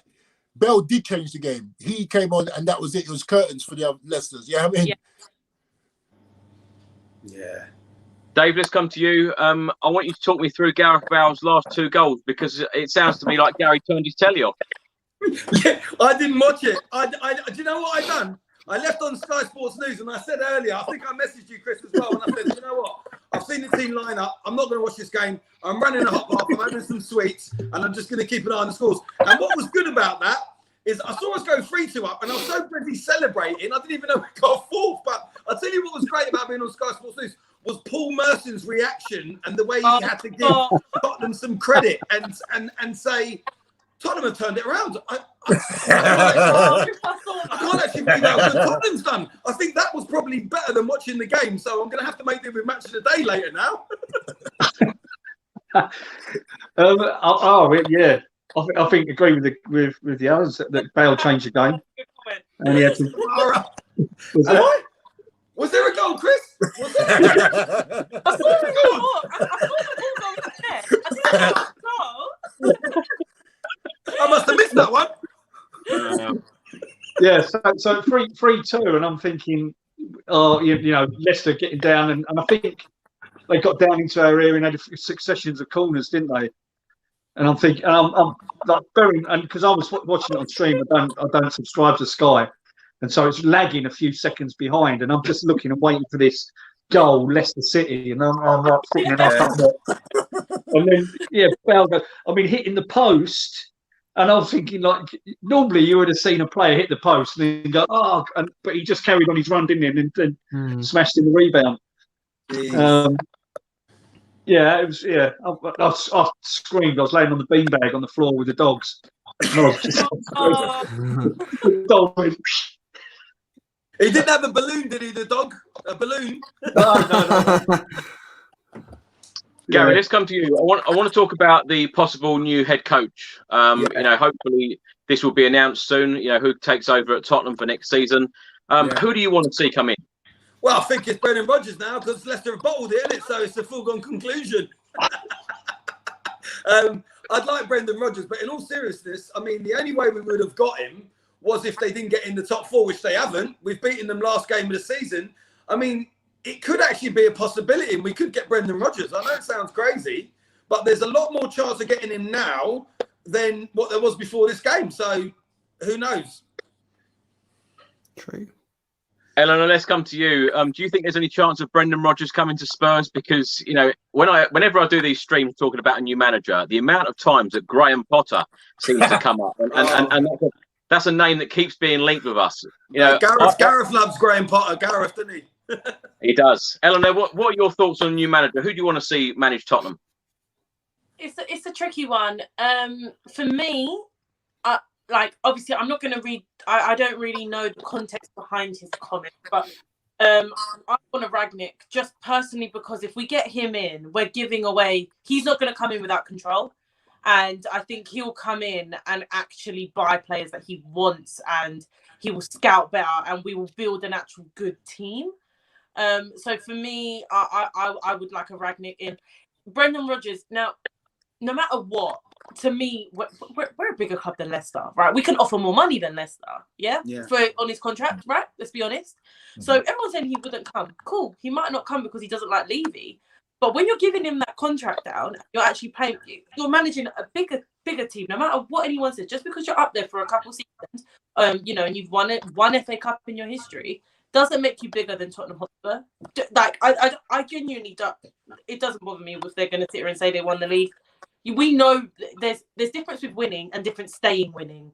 Now Leicester are not going to be that team that's going to be there every season. So for me, we can get Brendan Rodgers. I don't see why we can't. What annoys me is when we say we can't, that's because we're allowing them not to pay that money. We can afford him. We can entice him. We're a bigger club than Leicester at the end of the day. We can get him because we've got more money than them. Yeah. So if we want him, why not get him? If money's not an issue the way we've seen it, what I'm saying is at the end of the day, who I want doesn't matter. What I'm saying is if it's who they want, why can't we afford him? What's your reason as to why we can't? Because we can, and we can entice him. We are a bigger club than Leicester at the end of the day. So if we want Brendan, don't be serious and actually get who you want because you can do it. If you want this manager, it isn't about money. You can get Rodgers at Tottenham.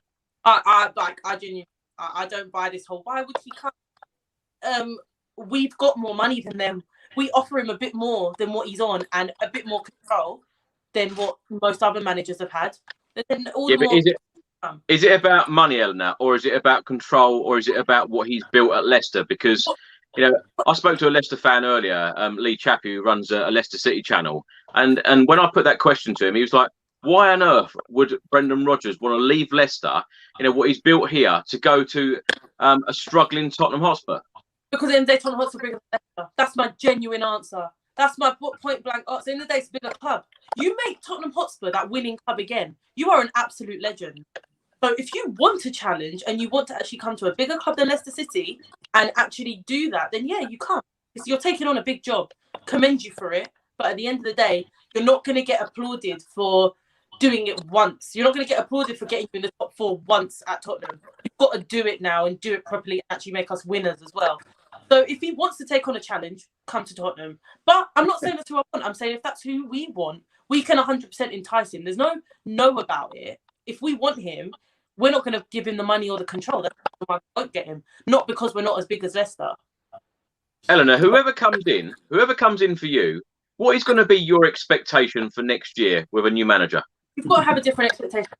I've said this from the beginning. If we get a Graham Potter, right, for example, your expectation isn't going to be the Cups get top 4. It's going to be this is going to be a rebuild. This is going to take a bit of time to gain where we be. You just have to accept the fact that we're in that stage, that mid stage now, when our expectation is not as my expectation at the beginning of the season was a trophy in top 4. That's not going to be my expectation. Number one, Jose Mourinho comes with certain expectations, and I would admit that he's won every game. Of course, he comes with certain expectations. We're not going to have that same sort of manager here. So we get a manager in. Don't have the expectations you have this season because it's not going to happen. You're not going to have the win a trophy and get top 4 in one season. It's going to be make European football and start making a team again. We're going to start do the whole Poch thing in 2014 when he came in and made that clear out. As I'd love that, Luke. Not gonna lie, I'd love that, but I don't know if anyone shares that sentiment. But yeah, for me, my expectations is much lower than what it was this season, and that's the reality of the star. My expectation is start building something where it's a long-term thing. It won't be just get a few players in and try win something. So for me, it would be you're starting a project again, and as much as I don't like that, that's the reality of what we're doing. So you either accept it or you moan about it. So for me, the reality would be my expectation is not going to be high as it was this season, just because of where we are as a club. Hang on, sorry, I'm getting loads of messages saying stand up if you hate Arsenal. So I've got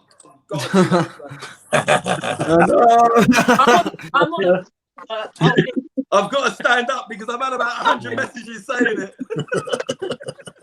Josh, who would you like to see manage Tottenham? Because as Eleanor said there, you know, a rebuild project, whatever you want to call it. You know, Harry Kane has been talking about lack of leaders on the pitch as well. You know, this is a huge job. You know, what's your expectations for Tottenham next season?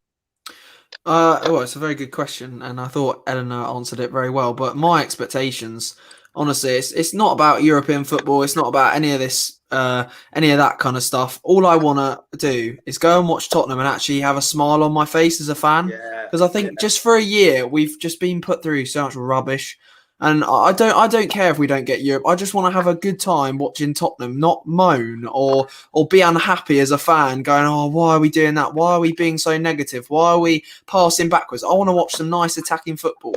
I want to see our forwards scoring goals. I want to see our midfield bossing the midfield. I just want to be happy as a Spurs fan, and I don't care if we don't. I know it's quite unrealistic. We always talk about trophies. That it's the new panels. Like we always talk about trophies on this channel, and you always used to say about panels. But yeah, I think even that we haven't won a trophy since 2008, and to be quite honest, with the other dominant sides in the Premier League, we probably aren't going to win a trophy. It's quite unlikely. I know it's horrible to say that, but it is quite unlikely, even though we've got some world-class players. So yeah, as Mike says, I want Spurs back. I just want to have a smile on my face. I want to be happy. In that Aston Villa game, I went to the game at the Tottenham Stadium, and I left I was like, oh, what was that all about? That was terrible. I just felt really depressed. And it wasn't because we lost the game. It was because in the manner that we lost the game and the manner that we played with no heart, it was totally spineless. There was no passion on the pitch. All I want to have is just have some passionate players putting in 100%. It doesn't matter if we lose games. Sometimes you do lose games. Honestly, you are. Every team's going to lose a game. I just want to have a good smile on my face. Win, lose or draw, Tottenham till I die. Let's just go and play some attacking football now. Potter, Rangnick, Ten Hag, even Pochettino, whatever name. Let's just have some good attacking football and actually all enjoy watching Tottenham again. Yeah. Mark, before I come to you, I've got to give Gary the opportunity of promoting his YouTube channel because the amount of comments coming in saying I will subscribe to Gary's channel if he has one. Gary, you do have a channel, don't you? Well, I do have a channel, but as you well know, Chris, it's called White Hart Pain. But unfortunately, when we lost to Arsenal, I nearly smashed the TV and the tripod because I kind of went a bit mental, and then I kind of cut off halfway through the air. And I don't think technically that's what you're meant to do with watch-alongs. I think my channel is now coming on your channel, Chris, along with all the other guys. That is my channel. But they're more than welcome to subscribe to White Hart Pain. But I have more than enough fun, mate, coming on here afterwards. And so that's enough for me. But Josh, just going back to what Josh said, that's really what it is. It's not about, so much the trophies and top four and everything else. It's just going along and seeing games. If I go back to, it was 22nd of October, which is my birthday, 2017. And I took my mum with me to the game with my boy. My mum's a big Liverpool fan. And we had Liverpool at home. And we hammered them 4-1. I say at home, Wembley. We could have won 5, 6 or 7. I want to see games like that. When you go back 4 years and you see how we absolutely hammered Liverpool that day. That's all I want to see. If we get to the end of the season and we miss out on trophies or top fours, but we play good attacking, go for it sort of games, I'm happy with that. The first part of the season, we did that against Man United, City, the Arsenal and stuff. That's all we want. I think that's what we all want. If we can get a trophy along the way, it's a bonus. But you just want the players to look like and seem like they actually give a shit. Yeah. I feel like they enjoyed playing at Tottenham for the last half. Yeah, I agree. Yeah, totally.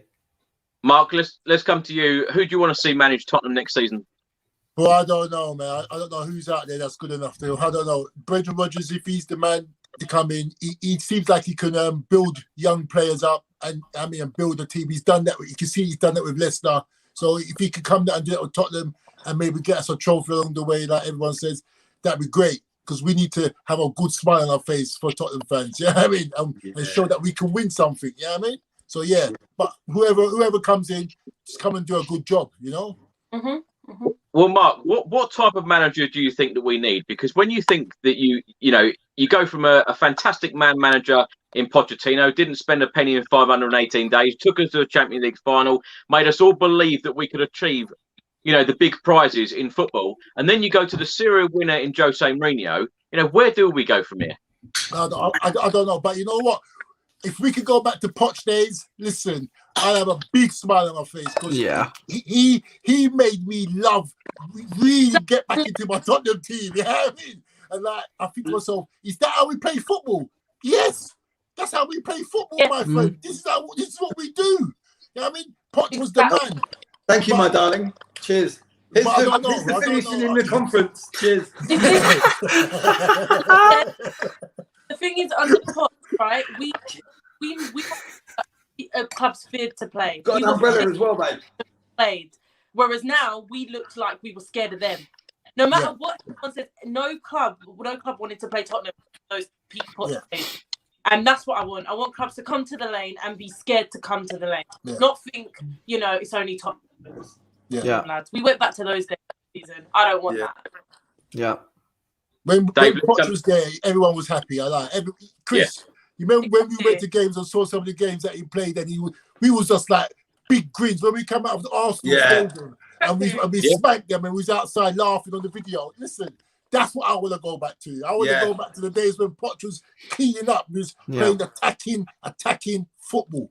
You know, because you're right. Because it was like a family unit thing as well. It brought everyone together. You know, and the way when Jose Mourinho came in, and you'll probably agree with this because you hate him, obviously.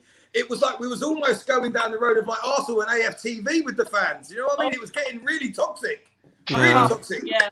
So we need to go back to that kind of family thing that we had. You know what I mean? Exactly. The together THFC thing that we lost. You know, that was the the hashtag on the Poch. So, we just needed togetherness. But we also need, like we say, we had good recruitment those days. So it's a lot holding on that as well.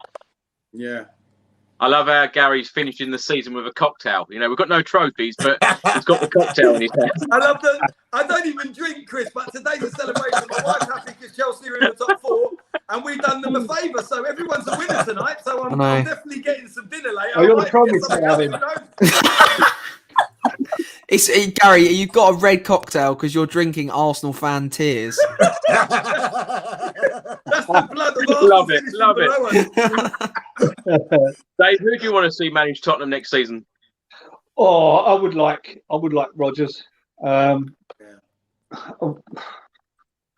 agree with what Eleanor says, that there's no reason why we couldn't get him. But I just think where he is now, he's got job security. He could, would you be looking at Spurs and saying, 2 seasons down the line, if I haven't won anything or we're not playing too well, I'm going to be out of a job. It just depends on what Daniel Levy is prepared to give and take with him. He certainly plays a type of style and gets the players playing, and we need someone like him that to say turn this bunch of individuals into a team again. Because when you look, that's what we have. We've got Bale, Kane, Son. Son and Kane were making a good partnership, but they sort of drifted apart, didn't they? And you're getting these now. We see with Kane trying to score that goal when he could have easily played in Son. So we've gone back into this team of individuals that, the Steven Bergwijns, the Lucas Moura's that take on 4 or 5 players, lose the ball, rather than playing a team. We need that. I don't think it will come, to be honest, because of the job security. So what I'm hoping, other than that, Pochettino is the only one that's going to bring us fans. I know there's many fans out there that are going, no, not Ian with Eddie's day, blah, blah, blah. But there was a togetherness with him. He got how we as fans felt. He hurt when he lost games. You could see it. And I think we need that again. We need someone like that. Mourinho, I think, I was never bothered whether he came or went. And equally, when he, if he was going to be sacked, I was expecting, end of season, so what, we'll sack him. Before the cup final, I was shocked and annoyed. But he never seemed to have that togetherness with the players. You never see him like a Harry Redknapp or a Pochettino that celebrated with the fans and was happy to chat to the fans outside the stadium. I would love him back. If we can't get Rodgers, I definitely think just go, because he could be out of a job if they don't win their league. That's tonight. It's at 8 o'clock, so it's literally in 20 minutes. 20 minutes, yeah. Well, Rag would be good. I think he'd be another target, but knowing us, we'll end up with Potter. He seems to be the hot favourite at the moment. No, I don't want Potter. Fabrizio Romano, who's quite high up the tier list. I think he's like tier 1, most kind of reliable journalist. Did say that He did say something about there being a bit of a surprise with the new manager, which put a bit of a smile on my face. Hopefully, it's a good surprise. And we're not going to end up with someone like Arsene Wenger or something. No, it'll be. Imagine. Eleanor, I want to come to you on this question. On screen, do you think it went downhill when we sacked Pochettino? I think I know your answer to that one. But if the board did decide to go to PSG and say to Pochettino, we're really sorry, we got it dreadfully wrong, we're going to give you the money to invest, we're going to do this, we're going to do that, we're going to get Harry Kane to stay, please come back. Do you think there's any possibility that will happen? Yes, because I've heard things that he's not enjoying it at PSG. I think PSG do a lot of dodgy deals as well. We know the way they do business and stuff is different. A lot of it is down to who their agents are and who, their money laundering situation. So I think there's also a lot of pressure getting that PSG job. He's expected to win the league, as we know, expected to do very well in the Champions League. If you don't, you're a failure. Winning the cups that he's won means nothing to them. So I think we could, but they just come back to the team that literally sacked him. I don't know. Now, for me, if you're saying did it go downhill when we sacked Poch? Not really. Like to be honest, we were going downhill. Reason why he got sacked at the end of the day, I deny that.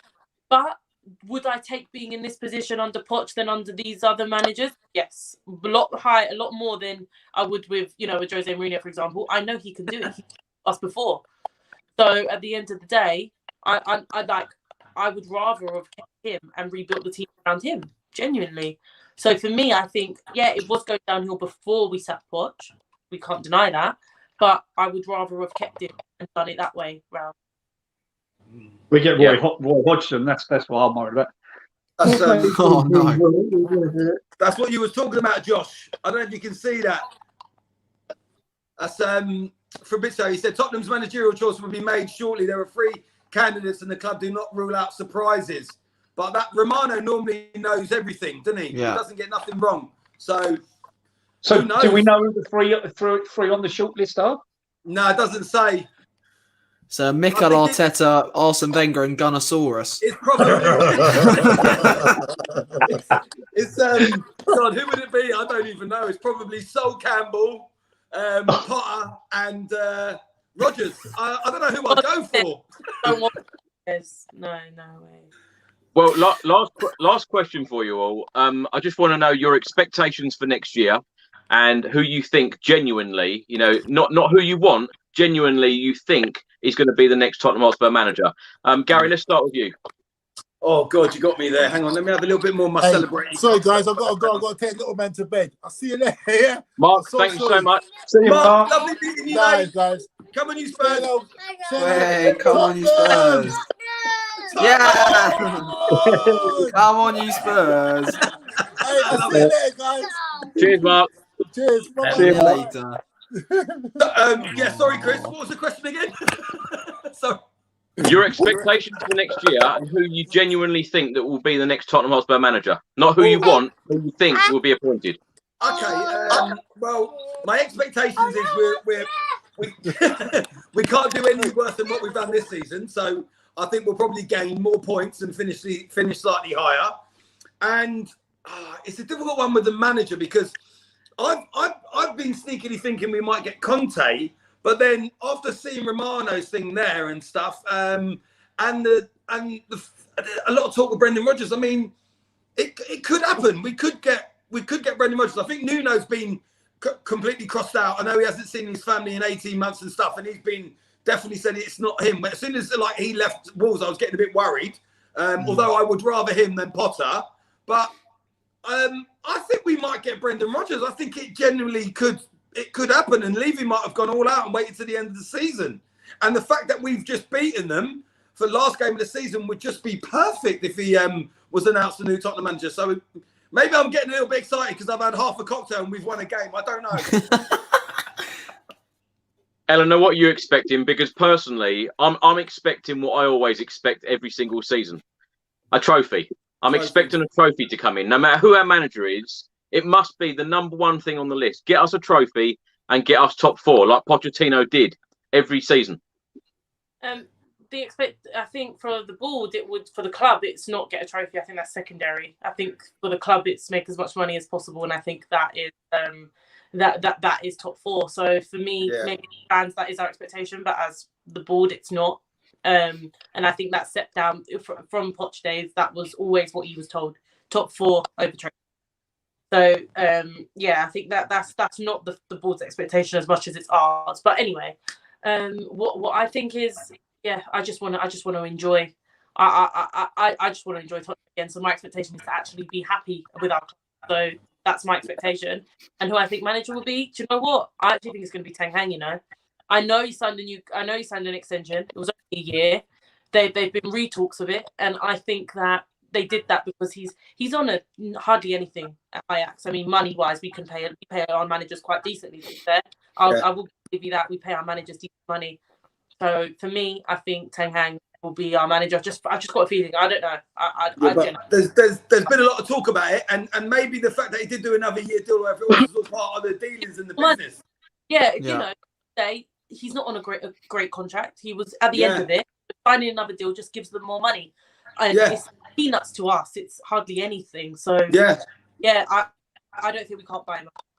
I think you could be right though, Eleanor. I think it could be that, and that's why he did sign another. Did he sign another year deal? Was it? Or a 1 year extension that they could trigger. 1 year extension, which you know, it kind of just sort of would make sense, wouldn't it? You know, it's a bit more of a payout, so it could be him. Yeah.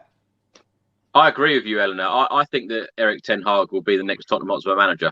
Realistically, I think if I was to choose, I think that I would say Brendan Rodgers to come back. Pochettino to come back, and then Brendan Rodgers as a secondary choice. But realistically, I think that Erik ten Hag will be the next Tottenham Hotspur boss. Josh, what do you think? Well, I think you should be in charge, Chris. Yeah. Well, or maybe. Well, I'm only joking. Well, I'd rather have your lookalike in charge, obviously, Pochettino. That would be nice to get Poch back, but obviously that's probably very unlikely. With the whole Ten Hag situation, I think you guys are probably right, to be honest. It's what happened with Coutinho when Barcelona signed him for like 150 million. Yet he only cost that. He cost that much money because he signed a contract and then was sold. So maybe Ajax are going, right, pandemic, we've lost some money. Let's sign him up for this 1 year extension, make a bit more cash for our club. And Tottenham are probably willing, as you just said, Eleanor, yourself, we do pay our managers a lot of money. We pay Mourinho £15 million a year. I'm sure that's like they'll pay that off, that year contract off. Do I want to see Ten Hag as the manager? I wouldn't have any qualms as him as manager, but I don't think it will excite me as a fan. I mean, that the most terrible game of his career was against us, where he bottled a 3-0 lead. I mean, that's what worries me the most. And the first thing he'll do is sell Lucas Moura because of that game, probably. But I don't know. Realistically, we'll probably end up with someone like Graham Potter. I know a lot of fans, but I think Daniel Levy, I know what he's like. We'll probably end up with someone like Graham Potter or someone like that. But yeah, what do you guys think? What did Dave and Chris think? Dave, you go.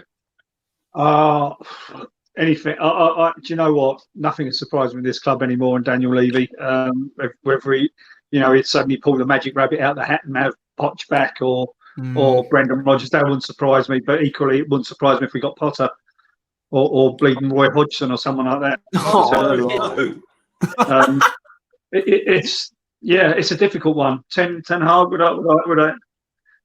I'm like Josh. He doesn't really inspire me. But fresh new beginnings, new face. Hopefully, get him playing if it is him. It's out of our hands. You know what, David? Sorry to go on about Pochettino yet again. I know everyone thinks that I'm Pochettino's #1 fan. Probably am. I don't care. Right, but can you imagine the fan base? Daniel Levy and the board are trying to get they need to get the fans back on side. Because of all this stuff going on about the Super League. You've got the fans protesting outside the stadium, etc. If you're going to try and get some of the fans back on side, can you imagine the scenes of Pochettino coming back? Yeah. He owes it to Pochettino, I think.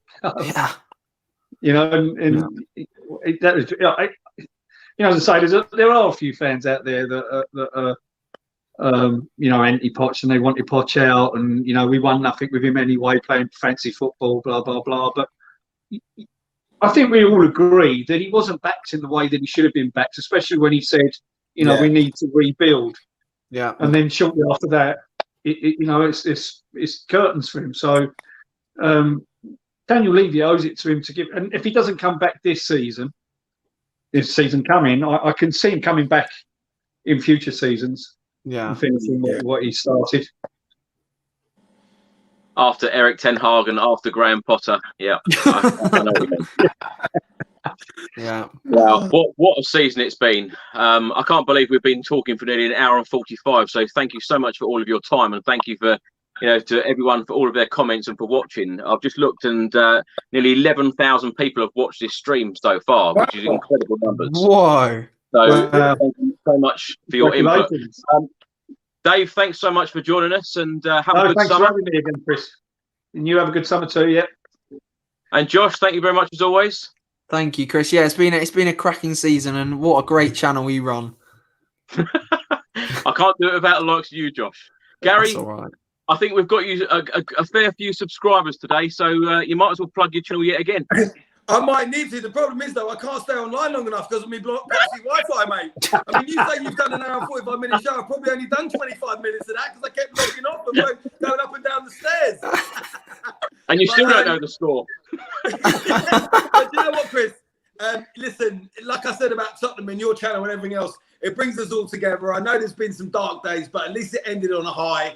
And onwards and upwards for next season. And let's see who the next manager is, because I think it's going to be announced in the next few days. So I think we finished the season on a bit of a positive, not massively, but we did win. And we did finish above Woolwich. So it's not all bad. I think all of us are feeling a lot more happier than we have done, you know, after a lot of games. I think so, yeah. You know, I think so.